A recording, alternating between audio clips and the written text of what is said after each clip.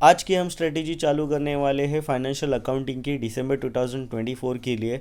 यहाँ पे मैं एमसीक्यू की कोई स्ट्रेटेजी नहीं दूंगा आपको कि कहाँ से एमसीक्यू आते हैं कहाँ से नहीं आते हैं, बिकॉज ऑफ मैंने जो ट्रेंड देखा है उसमें कहीं से भी एमसीक्यू आ जाते हैं। ओके, तो आपको पूरे एमसीक्यूज़ करने हैं, मतलब कॉन्सेप्चुअली पढ़ना है आपको एमसीक्यूज़ के लिए।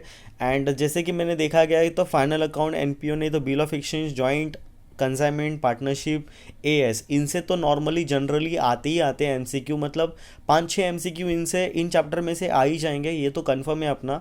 बाकी का मैं नहीं बोल सकता कि कहीं से भी आ सकते हैं, कौन से भी रैंडम टॉपिक से आ सकते हैं।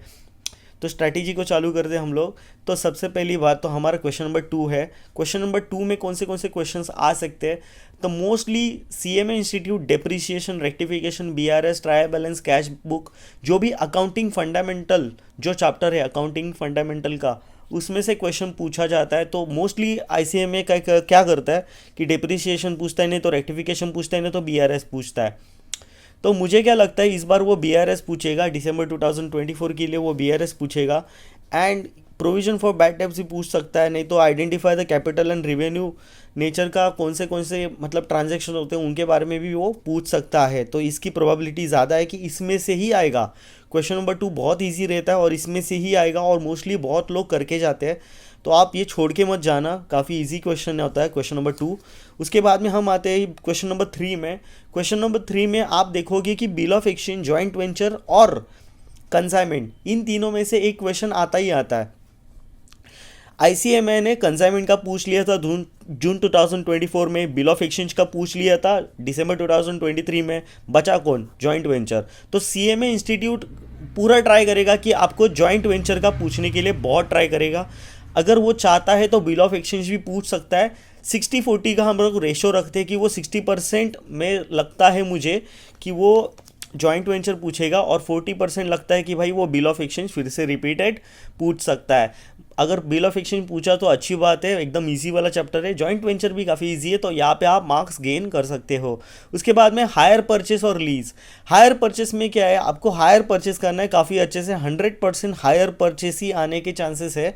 बिकॉज ऑफ क्या है ना, लीज में एक ही क्वेश्चन है, लीज आप करके रखना। लीज में एक ही क्वेश्चन है, वन क्वेश्चन है, वही बार बार रिपीट होता है। एक ही क्वेश्चन बार बार रिपीट होता है, उसमें कुछ है ही नहीं वैसे देखा जाए तो। एक ही क्वेश्चन बार बार रिपीट होता है, तो वो क्वेश्चन आप लीज का करके जाना, आपको पूरा लीज करने की ज़रूरत नहीं है। एक क्वेश्चन है, एक दो क्वेश्चन से वो करके जाना, आपका लीज पूरा हो जाएगा। और हायर परचेज का रीपोजिशन का क्वेश्चन आप करके जाना। रीपोजिशन पार्शियल रीपोजिशन होता है, उसका क्वेश्चन करके जाना, क्योंकि इस बार वो पूछने के चांसेस ज़्यादा लग रहे हैं मुझे। उसके बाद में हम आते हैं incomplete records final account and NPO में। 2 अटेम्प्ट से इनकम्प्लीट रिकॉर्ड्स को पूछा गया है इंस्टीट्यूट ने, 2 अटेम्प्ट से। Final account and incomplete records में कोई नया नहीं है, मतलब दोनों सेम ही है, ऐसा कुछ एज सच कुछ नया नहीं है उन दोनों में, ठीक है। बट सीएम इंस्टीट्यूट ने अभी तक एनपीओ को हाथ नहीं लगाया, तो मुझे लग रहा है कि 100% इस बार इंस्टीट्यूट एनपीओ को हाथ लगाएगा और अच्छी तरह से हाथ लगाएगा। तो आपके कॉन्सेप्ट्स बहुत अच्छे होने चाहिए एनपीओ के। हाथ के 14 मार्क्स से 14 मार्क्स आपको छोड़ने नहीं है, बराबर से 14 आउट ऑफ 14 मार्क्स लेने हैं। और हाँ, आपको क्या करना है, वर्किंग नोट्स लिखने, इसके एनपीओ के वर्किंग नोट्स लिखने हैं। देखो, financial accounting is all about working notes. Working notes नहीं लिखोगे तो आपके आधे मार्क्स चले जाएंगे, मतलब जहाँ पे 14 मार्क्स मिलने वाले थे आपको 7 नहीं तो 8 मार्क्स मिल जाएंगे। तो आपको वर्किंग नोट्स लिखना काफ़ी इंपॉर्टेंट है। उसके बाद में हम आते हैं पार्टनरशिप अकाउंट्स। इसका तो मैं क्या ही बोलूँ, मुझे मतलब कुछ बोलना नहीं है, मैं ऑप्शन में डालने के लिए बोलूँगा, बिकॉज ऑफ बहुत बड़ा चैप्टर है, बहुत बड़ा चैप्टर है। तो आपको मैं सजेस्ट नहीं करूँगा कि आप पार्टनरशिप अकाउंट्स करो। बट हाँ, अगर किसी का हो गया पार्टनरशिप अकाउंट्स, आपको अच्छे से आता है, तो yes, go for it, I don't mind. But मुझे नहीं लगता कि अगर कोई बिगिनियर देख रहा है और उसने अभी तक पढ़ाई चालू नहीं किया है पार्टनरशिप अकाउंट्स का, सो भाई मत जा, पार्टनरशिप अकाउंट्स में मत जा, खाली फुकट का टाइम जाएगा, बाकी के चैप्टर्स में टाइम लगा अपना। जैसे कि क्वेश्चन नंबर 2 के चैप्टर्स में हो गया, नहीं तो क्वेश्चन नंबर 3, नहीं तो क्वेश्चन नंबर 4, इनमें टाइम लगाओ, इनमें मार्क्स गेन करो। पार्टनरशिप अकाउंट्स करना मतलब पागलपन है। अगर आपका नहीं हुआ है, तो अगर आपका पार्टनरशिप अकाउंट्स हो गया है, आपको आता है अच्छे से, तो आप करो। क्वेश्चन नंबर 6 में हम क्या देखते हैं, ब्रांच अकाउंट्स एंड डिपार्टमेंट। यहां पे भी देखा गया कि 2 अटेम्प्ट से ब्रांच अकाउंट्स पूछा गया है, 2 अटेम्प्ट से ब्रांच अकाउंट पूछा गया है, डिपार्टमेंट को पूछा नहीं गया। तो मेरे को लगता है डिपार्टमेंट इस बार पूछ पूछ सकता है, सॉरी फॉर दैट, पूछ सकता है। बिकॉज ऑफ क्यों, मुझे ऐसा क्यों लगता है कि भाई डिपार्टमेंट काफ़ी ज़्यादा वेटेज रखता है इन रियल लाइफ में भी और इन एग्जाम में भी, और कन्फ्यूजन के लिए। और अगर उसको पेपर हार्ड निकालना हुआ तो वो डिपार्टमेंट ही पूछेगा, क्योंकि काफ़ी ज़्यादा कन्फ्यूजन वाले भी क्वेश्चंस रहते हैं डिपार्टमेंट में, और काफ़ी ईजी वाले क्वेश्चंस भी रहते हैं, जैसे कि क्लोजिंग स्टॉक में मतलब ट्रांसफ़र कर दिया, एक डिपार्टमेंट से दूसरे डिपार्टमेंट में ट्रांसफ़र कर दिया। तो ये सब हमें डिपार्टमेंट में देखने को मिलता है। एंड डिपार्टमेंट करने के लिए भी इजी है, और डिपार्टमेंट आया तो आप 7/7 ले सकते हो इजीली, जैसे कि ब्रांच में है तो ब्रांच नहीं तो डिपार्टमेंट, इन दोनों में से एक आएगा। मुझे तो लगता है डिपार्टमेंट ज़रूर आएगा, डिपार्टमेंट आने की चांसेस है। इंश्योरेंस क्लेम में हम देखते हैं कि लॉस बाय फायर अभी तक आया नहीं है, लॉस बाय स्टॉक अभी तक आया नहीं है। Loss by profit he 2 attempt से आ चुका है, 2 अटेम्प्ट से लॉस बाय प्रॉफिट ही आ चुका है। लॉस बाय फायर आने के चांसेस है। लॉस बाय फायर के क्वेश्चंस करके जाना, और लॉस बाय प्रॉफिट के सिर्फ कॉन्सेप्ट ध्यान में रखो, और क्वेश्चंस जो भी है वो रिपीट होते रहते हैं, उनको ध्यान में रखना।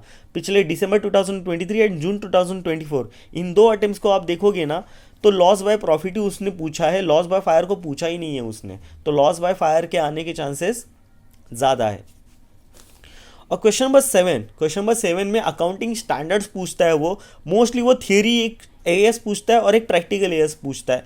और उसका फेवरेट कौन है पता है? AS10 उसका काफ़ी ज़्यादा फेवरेट है। हाँ, बट एक ध्यान रखना, AS11 AS12 हो गया, नहीं तो AS16 हो गया, ये भी उसके फेवरेट है। बोरोइंग कॉस्ट का अभी तक पूछा नहीं है उसने, बट पूछ सकता है वो। प्रैक्टिकल के लिए बोरोइंग कॉस्ट काफ़ी ज़्यादा मस्त है, और वो पूछ भी सकता है। AS12 भी पूछ सकता है, AS11 भी पूछ सकता है। तो आपको रेडी रहना है इन AS को लेके, जो भी प्रैक्टिकल AS है उनको लेके रेडी रहना है। और थियरी वाला जो AS है वो इजी आता है, इतना कुछ एज सच बड़ा दिमाग लगाने वाला नहीं आता है, काफ़ी इजी आता है। या फिर ले लो कि AS11 से थियरी आ गया, नहीं तो AS12 से थियरी आ गया, दोनों में से किसी से भी थियरी आ सकता है। नहीं तो डेफर टैक्सेस से भी थियरी आ सकता है, जो कि AS19 है, I think so, I think so, मुझे इतना याद नहीं है। बट हाँ, दोनों थियरी नहीं आते, एक थियरी आता है, एक प्रैक्टिकल ज़रूर आता है। क्वेश्चन नंबर 8 देखोगे तो एक AS का थियरी होता है, दूसरा NPO प्रोविजन नहीं तो फाइनल अकाउंट में से प्रैक्टिकल होता है। इन तीनों में से कोई ना कोई एक होगा ही होगा, और पार्टनरशिप का थियरी होता है। ये मैंने ऑब्जर्वेशन किया, ये मेरा ऑब्जर्वेशन है। तो इन तीनों में, इन सब में से आपको क्या छोड़ना है? मैं ज़रूर कहूँगा कि क्वेश्चन नंबर 8 छोड़ दो।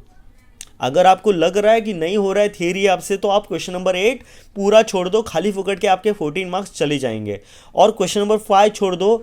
अगर आपने बिल्कुल पार्टनरशिप नहीं किया है, या फिर आपको नहीं आता है, परफेक्ट नहीं आता है, थोड़े बहुत स्टेप्स आते हैं तो भी कर सकते हो आप पार्टनरशिप को, बट आपको आता ही नहीं है तो पार्टनरशिप को आप स्किप कर दो, बाकी के चैप्टर्स पे आप ध्यान दे दो, ठीक है। बट हाँ, अगर आपको पार्टनरशिप आता है तो आप किसी को भी छोड़ सकते हो, आपके ऊपर है, आप किसी को भी दूसरे को ऑप्शन में रख सकते हो। मैं तो सदा सजेस्ट करूंगा कि क्वेश्चन नंबर 8 को आप ऑप्शन में डाल दो। द रीज़न इज़ दैट कि यहाँ पे थियरी बहुत ज़्यादा है, और थियरी करते बैठेंगे ना यार, दिमाग खराब हो जाता है। आई नो दैट कि कैसे लगता है। प्रैक्टिकल पे ज़्यादा ध्यान देते हैं, प्रैक्टिकल जितना करेंगे उतना मार्क्स अच्छा मिलेगा। एंड मुझे ये अच्छा लगता है कहने के लिए कि मुझे 57 मिला है। मैंने क्वेश्चन नंबर 8 को अटेंड किया था बिकॉज ऑफ मुझे AS का क्वेश्चन नहीं आ रहा था इसके लिए, और मैंने पार्टनरशिप स्किप कर दिया था। तो ये मैंने 2 चैप्टर स्किप कर दिए थे, या एट द मोमेंट मैंने स्किप कर दिया था, क्योंकि AS का काफ़ी ज़्यादा दिमाग घुमाने वाला क्वेश्चन था। तो मैंने जून 2024 में नहीं किया था, और पार्टनरशिप को तो वैसे भी मुझे नहीं आता है, तो मैंने किया ही नहीं था। तो मैंने क्वेश्चन नंबर 8 को सॉल्व किया था और बाकी के क्वेश्चंस किए थे। तो यही मेरी स्ट्रेटजी रहेगी कि मैंने भी इसी तरह से फॉलोअप लिया था, पूरे चैप्टर्स किए थे, पूरे चैप्टर्स का पढ़ाई किया था। तो देख लेना, मैंने बता दिया कि कौन से चैप्टर आने के चांसेस है, कौन से चैप्टर आने के चांसेस कम है, ठीक है। ऐसा नहीं है कि जो मैंने बताया उन चैप्टर्स को करना नहीं है या फिर छोड़ देना है, ठीक है। उन सबको करना है, सब चैप्टर्स को करना है, सब चैप्टर इंपॉर्टेंट है, आपके MCQ के लिए भी बहुत इंपॉर्टेंट है, और आपको सभी चैप्टर को करना है, सभी चैप्टर को रिवाइज करना है। रिवाइज करना है मतलब क्या? राइटिंग में रिवाइज नहीं करना है आपको, बस जो क्वेश्चंस हार्ड लगते हैं, काफ़ी मुश्किल लगते हैं, उन क्वेश्चंस को ही राइटिंग में करना है। अदरवाइज आपको क्या करना है? कैलसी लेना है, कैलकुलेटर पे करते बैठना है, कैलकुलेटर पे फटाफट से क्वेश्चन करते बैठना है। जनरल एंट्रीज आपके दिमाग में होनी चाहिए, इस तरह से आपको कैलकुलेटर में क्वेश्चंस करने हैं, ठीक है। तो एज सच कुछ मुश्किल नहीं है करना फाइनेंशियल अकाउंटिंग, आपको बस थोड़ा बहुत प्रैक्टिस की ज़रूरत है। आप भी इसमें 60 प्लस ला सकते हो। जैसे कि मैंने बोला, मैंने 57 लाया। मेरे एमसीक्यू थोड़े फकअप हो गए थे, इसकी वजह से थोड़ा प्रॉब्लम हो गया था। मुझे 57 आए थे। आप 60 प्लस आराम से जा सकते हो। एंड यही स्ट्रेटेजी है। और एनपीओ ज़रूर करना, काफ़ी इंपॉर्टेंट है। मैंने इनकम्प्लीट रिकॉर्ड्स 14 आउट ऑफ 14 लिया था, ये तो मुझे पक्का पता है कि इसमें 14 आउट ऑफ 14 है। बिकॉज ऑफ वो जो क्वेश्चन था ना, वो लल्लू क्वेश्चन था और इजीली हो गया था।